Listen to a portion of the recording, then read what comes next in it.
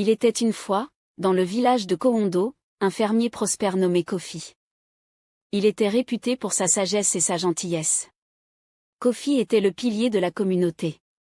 À ses côtés, il y avait sa belle épouse, Jessie, dont la beauté lui allait à ravir. Ensemble, ils chérissaient leur fille, Ifya, une petite fille de 5 ans, douce et d'une intelligence frappante. La gentillesse et la vivacité d'esprit d'Ifya et Ifya lui ont valu d'être aimé de tous ceux qui l'ont connu. Ifya n'était pas seulement la fierté de sa famille, mais aussi une étoile brillante dans le village de Kowondo. À l'école, elle était toujours à l'avant-garde des projets et des concours, et son retour à la maison était souvent célébré par de petites réunions où elle partageait son expérience et ses récompenses avec des voisins et des amis enthousiastes. Nos professeurs, adultes, ne sont pas seulement pour notre intellect, mais pour notre nature compatissante, restant souvent après les cours pour aider, ranger ou participer à l'organisation d'événements scolaires. Kofi, toujours fier de son père, ne manquait jamais une occasion de se vanter des derniers exploits de sa fille au marché local, où les habitants des autres villages se rassemblaient pour écouter les récits des derniers exploits d'Avia. Son bonheur était palpable et il dégageait une chaleur qui le rendait encore plus apprécié par la communauté. À la maison, la dynamique familiale est devenue encore plus affectueuse avec les succès d'Avia. Kofi taquinait souvent Jessie sur la possibilité d'avoir un autre enfant, suggérant de manière ludique qu'il pourrait avoir une deuxième Avia pour doubler leur joie. Bien que Jessie ait d'abord aimé cette idée, appréciant la complétude de leur petite famille, elle a fini par s'y rallier, touchée par le désir sincère de Kofi d'agrandir leur famille. Lorsqu'elle a finalement annoncé sa grossesse, Kofi a réagi avec une joie immense. Il est devenu encore plus attentif et attentionné, prenant en charge toutes les responsabilités ménagères qui pourraient peser sur Jessie son épouse. Il s'est donné pour mission de la protéger de tout stress, en s'occupant des tâches du marché, et même en prenant en charge des tâches supplémentaires, s'assurant qu'elle avait tout ce qu'il fallait pour se reposer et nourrir la nouvelle vie qui grandissait en elle. Ces moments de tendresse ont mis en évidence non seulement leur amour mutuel, mais aussi l'unité et le soutien au sein de leur famille, donnant ainsi un exemple profond et sain à l'ensemble du village. Au cours d'une journée apparemment ordinaire, Jessie a senti les murs de sa maison se refermer sur elle. Malgré les conseils de Covid, qui l'invitaient à se reposer, elle s'est tournée vers une torche de normalité et a décidé de se rendre au marché pour acheter un magasin complet. Sur le chemin du retour, elle s'est arrêtée chez une amie chère qui cherchait un bref répit dans son enfermement. Elles ont parlé pendant des heures, perdant la notion du temps, et c'est au crépuscule que Jessie est repartie chez elle. Elle espérait que Kofi ne serait pas encore à la maison, craignant qu'il ne s'inquiète ou qu'il ne lui reproche de s'être stressé en allant au marché. En arrivant chez elle, Jessie fut soulagée de trouver la maison vide. Kofi avait emmené Avia à une activité scolaire, ce qui lui avait laissé le temps de préparer un dîner surprise pour la famille. Désireuse de rendre la soirée spéciale, elle se déplace rapidement dans la cuisine. Mais, coup du sort, elle trébuche sur une lame de parquet mal fixée et tombe lourdement sur le ventre. La douleur était très vive et elle s'est immédiatement mise à crier, mais personne ne pouvait entendre ses appels désespérés. Lorsque Kofi et Ifya revinrent, la maison, habituellement remplie de l'arôme du dîner, était très tôt silencieuse. Ifya, sentant que quelque chose ne tourne pas rond, entra la première et trouva sa mère immobile sur le sol. Son cri a percé le silence de la soirée et Kofi s'est précipité à l'intérieur. La panique s'empare de son cœur. Il a soulevé Jessie délicatement et l'a emmenée d'urgence à la clinique du village, tandis qu'Avia sanglotait de façon incontrôlable sur le siège arrière. Malgré les efforts du médecin, il est trop tard. Jessie est déclarée morte à son arrivée. Ses blessures étaient trop graves. Cette perte a dévasté Kofi et Ifya. Le foyer animé qu'il avait connu, qui résonnait toujours de rire et de chaleur, reposait désormais dans une sombre tranquillité. Kofi serra Ifya contre lui cette nuit-là, tous deux se lamentant sur la irremplaçable de leur famille, désormais douloureusement absente de leur vie. Des années s'étaient écoulées depuis la mort de Jessie et Kofi, observant la solitude croissante d'Avia, estima qu'elle avait besoin d'une présence maternelle dans sa vie, pensant qu'un nouveau départ avec quelqu'un qui n'aurait aucun lien avec leur source passée serait bénéfique.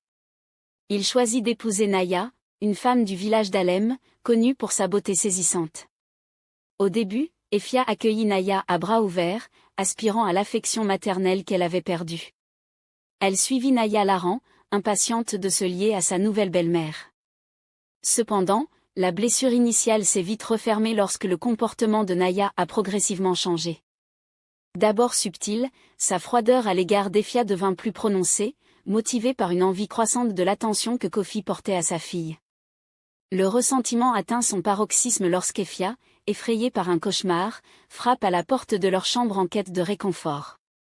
Kofi, le cœur tendre pour sa fille, l'invitait à les rejoindre dans le lit. Naya, cependant, refusa catégoriquement, suggérant qu'Efia Naya devrait apprendre à se débrouiller seule. Lorsque Kofi a insisté, offrant à Naya le choix de s'accommoder de la situation ou de dormir ailleurs, Kofi a choisi le sol dans un accès de colère. Couchée là, assise, Naya flottait dans l'obscurité. L'amour que Kofi témoignait à Evia lui rappelait ce qu'elle n'avait jamais eu elle-même. Guidée par une profonde amertume, ses pensées s'assombrirent en envisageant une action sinistre, mais elle écarta l'idée d'un acte viol, trop susceptible de la ramener à elle.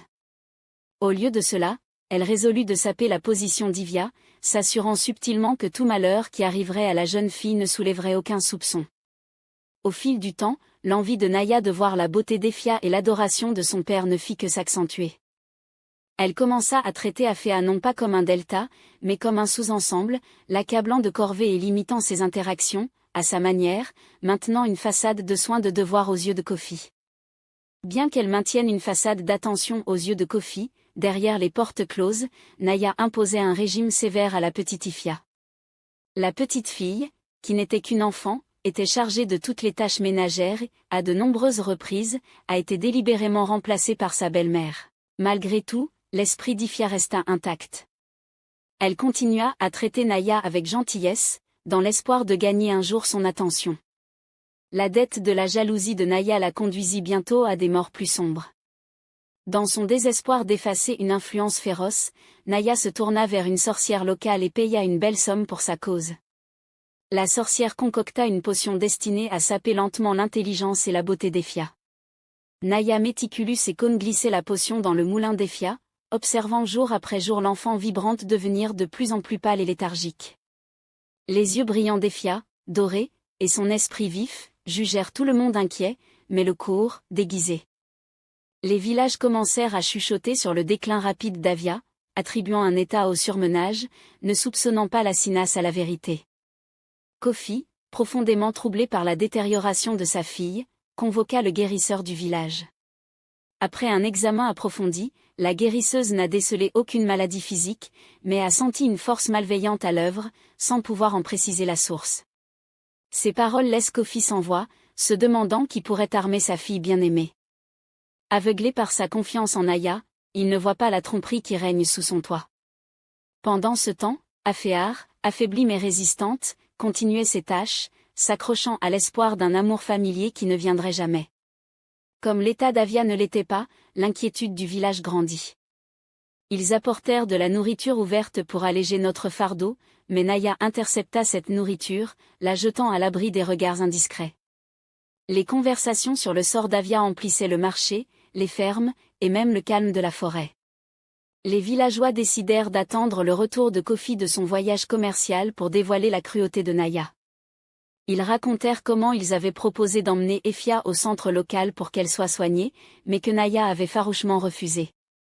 Une nuit de chasse, alors qu'Efia était allongée dans son lit, réveillée et enflammée, elle pensa à sa mère et souhaita ardemment le retour de son père. À l'heure la plus sombre, une silhouette apparut à sa fenêtre. C'était le vieil homme de la forêt, dont on chuchotait au village qu'il était un sage sorcier.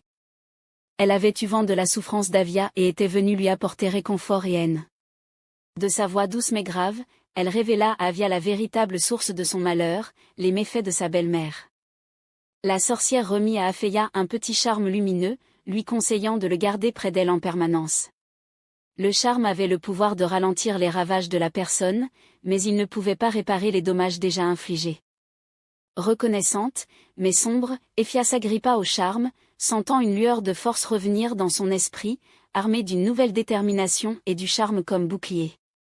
Etia affronta Naya aux premières lueurs du jour, rassemblant ses dernières forces. Elle fit face à sa belle-mère avec une détermination calme mais féroce. « Pourquoi me méprises-tu à ce point ?» demanda Efia, d'une voix tremblante mais claire. « Pourquoi m'empoisonner ? La façade de Naya s'effondra sous le poids de son secret dévoilé, sans être ébranlée par la confrontation inattendue d'Effia. Dans un accès de rage et de défaite, Naya avoua ses actes et ses intentions, révélant de manière choquante son plan pour éliminer définitivement Effia. Humble nouvelle pour Effia et Naya, Kofi était revenu d'un voyage et avait assisté à toute la conversation depuis un coin de la pièce. Consumé par la douleur et la rage, il émergea, affrontant Naya avec une colère féroce dans les yeux. Dans une tentative désespérée de défense, Naya saisit un couteau de cuisine, se précipitant vers Afea, Kofi, dans un élan de protestation, épaula son delta, qui étourdi, souffrant d'un grave coup de poignard et s'effondrant sur le sol. Il saisit la main d'Afea, le souffle court. Dans ses derniers murmures, il exprima son amour profond et demanda pardon pour avoir fait entrer Naya dans leur vie. Les larmes coulèrent sur les joues d'Afea alors qu'elle voyait la vie de son père s'envoler, la douleur de perdre son protecteur bien-aimé submergeant ses cœurs fragiles, réalisant les horribles conséquences de ses actes, Naya s'enfuit dans la nuit, disparaissant du village pour toujours. Notre destin a été scellé par la créature sauvage de la forêt, une lueur d'espoir pour mettre fin à ces actes misérables. Naya fut tuée par l'animal sauvage de la forêt. Le village pleure profondément la perte de Kofi, un pilier de bonté et de force dans leur communauté. Devenue four, Effia a trouvé un nouveau foyer auprès d'une famille de Quimpas au grand cœur qui l'a accueillie avec chaleur et compassion. Malgré leurs soins, les cicatrices de son passé et l'effet persistant de la passion qui lui a été donnée par sa belle-mère, Naya. Un soir de printemps, alors que le soleil plongeait sous l'horizon, un esprit farouche s'endormit tranquillement dans son sommeil, mettant un terme paisible à son existence tourmentée. Elle retrouva ses parents dans l'au-delà, laissant derrière elle un village qui se souvenait d'elle. Un grand enterrement, en l'honneur d'une jeune vie marquée par la grâce et la tragédie. N'hésitez pas à vous abonner aux Chroniques africaines pour d'autres contes populaires africains tragiques comme celui-ci. À bientôt.